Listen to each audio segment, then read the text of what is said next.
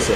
আমি অসমৰ মুছলমান ৰাইজক আহ্বান কৰিব বিচাৰিছোঁ যে অসমৰ সৰ্বকালৰ শ্ৰেষ্ঠ মুখ্যমন্ত্ৰী ডক্টৰ হিমন্ত বিশ্ব শৰ্মাৰ নেতৃত্বত যি বিকাশ আৰু উন্নয়নৰ যি যাত্ৰা আৰম্ভ কৰিছে, এই বিকাশ আৰু উন্নয়নৰ যাত্ৰাত তেওঁৰ লগ দিবলৈ, তেওঁৰ লগত থাকিবলৈ আমি আহ্বান জনাইছোঁ।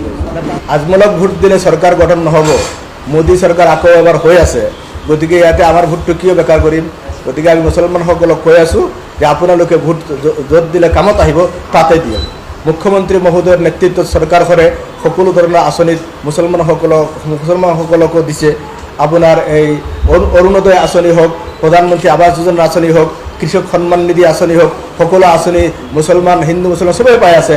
চাকৰি বাকৰিৰ ক্ষেত্ৰত দালাল ৰাজ বন্ধ হৈ আছে।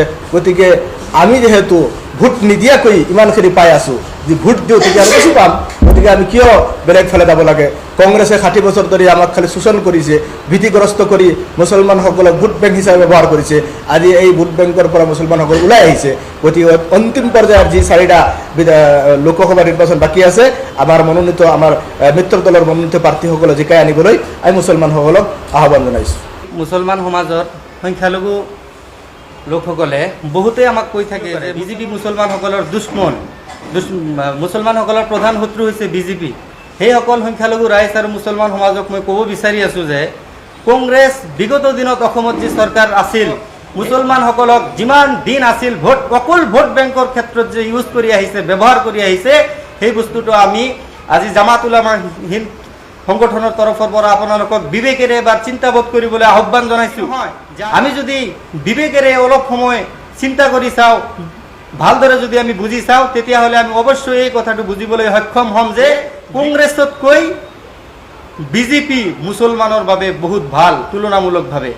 কিয়নো আজি কংগ্ৰেছৰ দিনত উন্নয়নে হওক, যিয়ে নহওক, মধ্যবিত্ত বা নিম্নবিত্ত পৰিয়াল এজনৰ চাকৰি এটা বহুত ডাঙৰ কথা আছিল।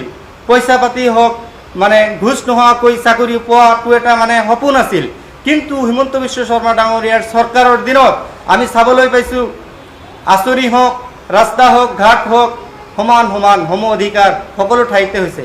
দ্বিতীয় কথাটো হৈছে অপৰাধ প্ৰৱণতাৰ ক্ষেত্ৰত যদি চায়, আপোনালোকে চাব, হত্যা হওক, হিংসা হওক, ডকাইতি হওক, চুৰ হওক, ধৰ্ষণ হওক, সুদ হওক, ঘোষ হওক, এই নানান ধৰণৰ কাম যিবিলাক সাধাৰণতে সমাজত মুছলমান সম্প্ৰদায়ৰ মানুহবিলাকৰ ভিতৰত আমি নুই কৰিব নোৱাৰোঁ। এই কথা আমি যিমানে যুক্তি নিদিওঁ কিয়, আমাৰ মুছলমান, বিশেষকৈ বংগবলীয় মুছলমানখিনিৰ ভিতৰত এই অপৰাধ প্ৰৱণতা বেছি চোৱা যায়।